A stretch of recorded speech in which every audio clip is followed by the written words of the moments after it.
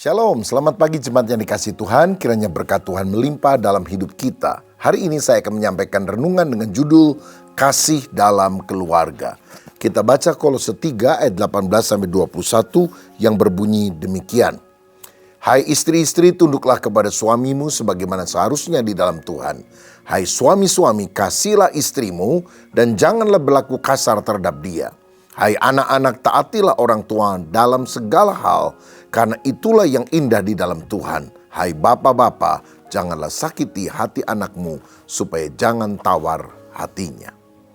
Saudara sekalian, dalam bagian ini Rasul Paulus membahas perihal etika Kristen tentang relasi dalam kehidupan suami istri, orang tua anak, dan kemudian Tuhan serta hamba. Ada tugas dan tanggung jawab yang perlu dilakukan kedua belah pihak secara timbal balik. Tidak boleh hanya salah satu pihak saja yang melakukan tugasnya, kewajibannya, tetapi yang lain tidak mau melakukan bagian yang baik.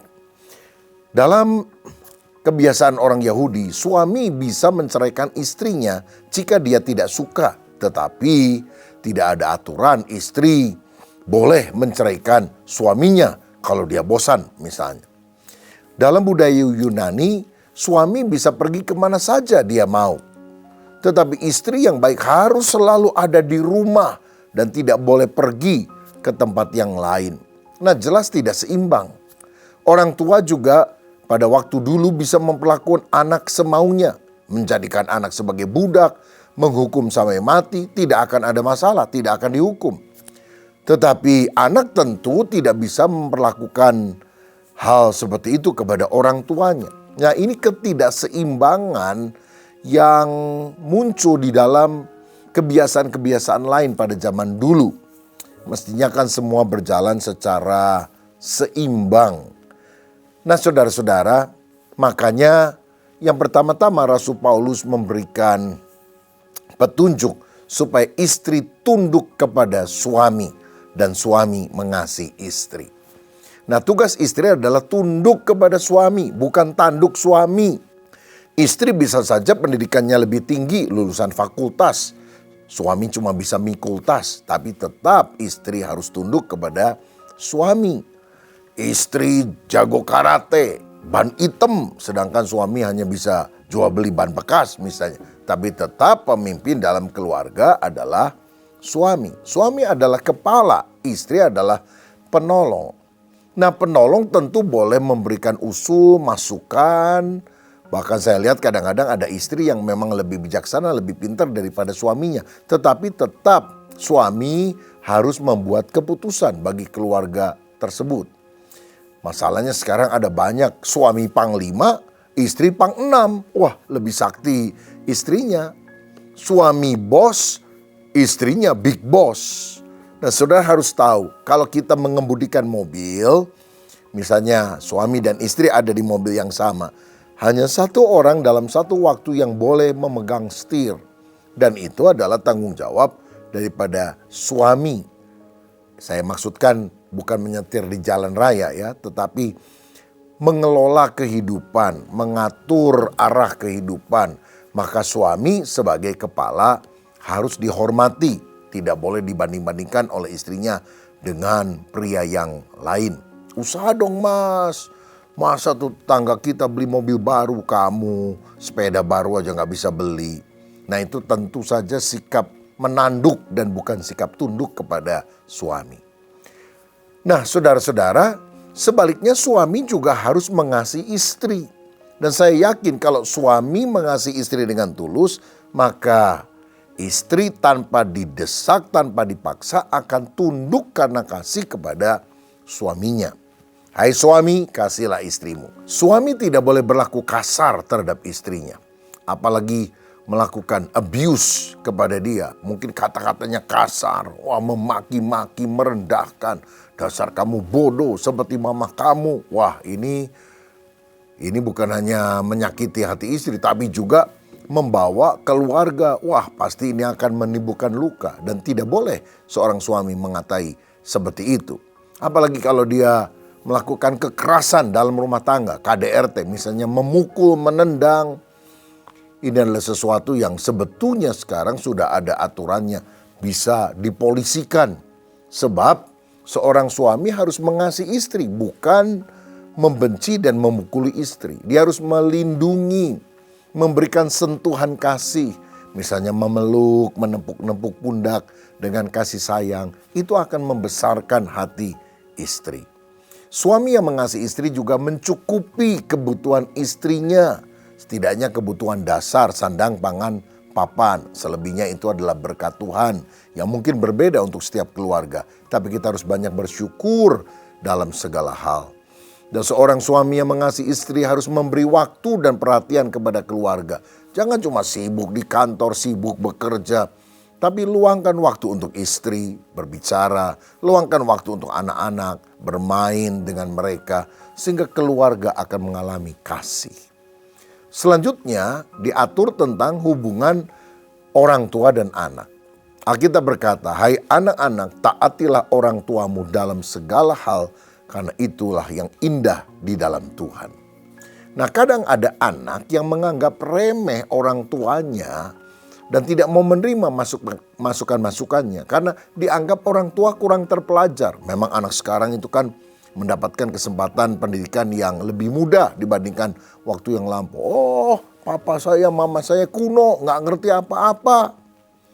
Tapi ingat loh saudara, orang tua itu menjadi wakil Allah di bumi. Mungkin engkau lebih terpelajar secara pendidikan, tetapi orang tua punya pengalaman hidup yang lebih lama daripada anaknya. Bagaimana kalau orang tua bukan Kristen? Saya mau katakan ada norma-norma umum yang bisa diberikan oleh orang tua kepada anaknya. Walaupun secara rohaniah dia karena bukan anak Tuhan belum bisa memberikan nasihat itu. Tapi Tuhan bisa pakai orang tua. Keledai Bileam saja bisa dipakai Tuhan, apalagi orang tua untuk mendidik anaknya. Dan saya percaya ketaatan seorang anak kepada orang tuanya adalah bukti bahwa dia mengasihi Allah. Sebab bagaimana mungkin kita bisa mengasihi Allah yang tidak kelihatan? Bagaimana mungkin kita mentaati Allah yang tidak kelihatan? Kepada orang tua yang kelihatan saja kita tidak bisa sungguh-sungguh mengasihi, apalagi mentaati dia. Kita harus taat dalam segala hal, kecuali ketika kita disuruh berdosa. Karena Tuhan tentu melarang kita untuk melakukan dosa. Tetapi perintah-perintah yang lain, arahan yang lain dari orang tua, saya rasa juga orang tua memberikan petunjuk untuk kebaikan anaknya, bukan menyerumuskan anaknya di dalam dosa atau kesalahan. Maka anak mesti taat kepada orang tua. Dan ketaatan kepada orang tua akan memberikan perlindungan kepada si anak dari serangan iblis. Karena kalau kita baca di dalam Amsal 30 ayat yang ke-17, firman Tuhan berkata demikian. Mata yang mengolok-olok ayah dan enggan mendengarkan ibu akan dipatuk gagak lembah dan dimakan anak raja wali. Ini berarti orang yang menghina orang tuanya, dia akan mengalami hal-hal buruk di dalam kehidupannya. Saya perhatikan saudara, ada keluarga, sudah nikah, punya anak, tapi hancur-hancuran hidupnya. Dan kalau diteliti karena apa? Dia tidak punya hubungan yang baik dengan orang tuanya, nggak hormat, kurang ajar sama ayah atau ibunya. Dan itu menjadi celah bagi iblis untuk merugikan keluarga tersebut. Maka hubungan orang tua dan anak harus dipulihkan. Bapak, jangan engkau sakiti hati anakmu supaya tidak tawar hatinya. Bapak-bapak, orang tua juga tidak boleh kasar dalam perbuatan dan perkataan kepada anaknya.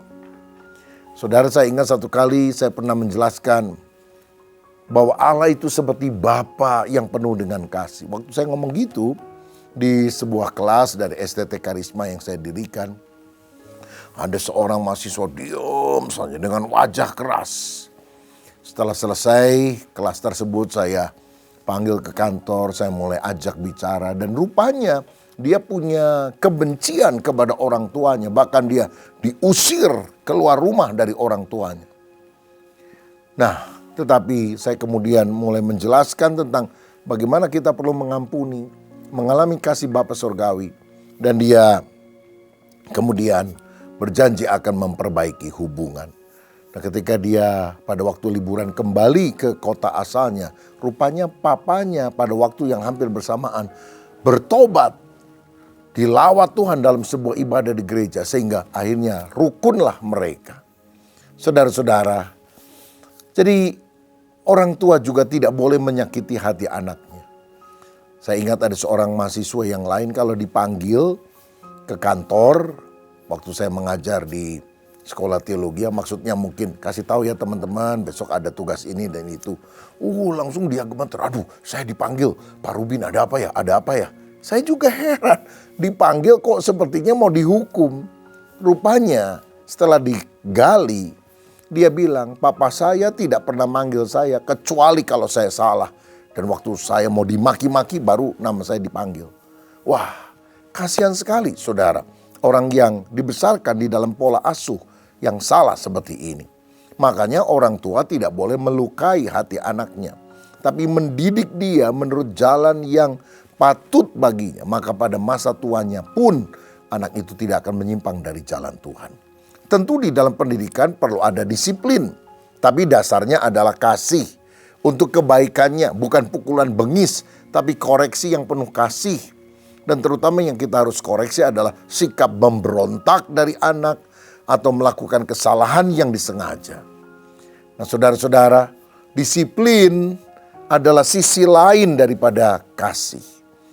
Dan disiplin perlu dilakukan supaya anak menghormati orang tua dan bisa bertanggung jawab terhadap dirinya sendiri. Sebaliknya orang tua juga harus mencintai anak, menciptakan suasana rumah yang baik sehingga anak punya kenangan yang indah pada masa pertumbuhan mereka, memenuhi kebutuhan mereka bukan hanya secara jasmani tapi juga secara jiwa, menerima mereka adanya, pribadi mereka lebih dihargai daripada sekedar prestasi yang mereka bisa raih. Kalaupun nilainya kurang bagus di sekolah, ya dia tetap adalah anak yang kita harus cintai. Jangan dikritik terus, dibanding-bandingkan antara anak yang kecil dan besar. Berikan juga penghargaan, pujian supaya anak merasa berarti, tidak minder. Puji sikapnya yang baik, puji usaha yang dia lakukan walaupun mungkin tidak sempurna. Dan orang tua yang mengasihi anak akan memberikan waktu baginya. Saudara, berikan waktu untuk engkau bergaul dengan anak-anakmu. Bukan cuma tahu meeting sama teman-teman kantor. Tapi orang tua, bapak, sukalah dating dengan anakmu. Pergi ngobrol bersama, pergi berdua, mancing barangkali, atau pergi nonton, atau pergi melakukan sesuatu yang merekatkan bonding, ikatan kasih satu dengan yang lain. Dan terutama jadilah teladan dalam segala hal, terutama dalam perkara rohani. Cinta Tuhan. Karena anak-anak akan melihat keteladanan kita. Saya berdoa supaya keluarga kita penuh dengan kasih. Suami mengasihi istri, istri mengasihi suami. Dan juga anak mengasihi orang tua mengasihi anak. Tuhan Yesus memberkati. Mari kita berdoa. Bapa, terima kasih, biarlah kasih-Mu mengalir dalam hidup kami. Mengalir dalam keluarga kami. Kalau ada di antara kami yang seringkali ribut, tiap hari ribut, tolong mulai perubahan itu bukan dari orang lain tapi dari diri kami. Kami ingin memberikan respon yang baik, tidak mendendam, mengampuni, kata-kata yang baik. Dan ketika kami berubah, orang akan merasa perubahan itu. Dan keluarga kami pun dipulihkan oleh Tuhan. Berkat-Mu ya Tuhan, atas kami semua yang telah mendengar firman Tuhan pada hari ini. Dan biarlah kami makin memperhatikan keluarga kami masing-masing. Karena itulah hadiah terbaik yang Tuhan berikan bagi kami.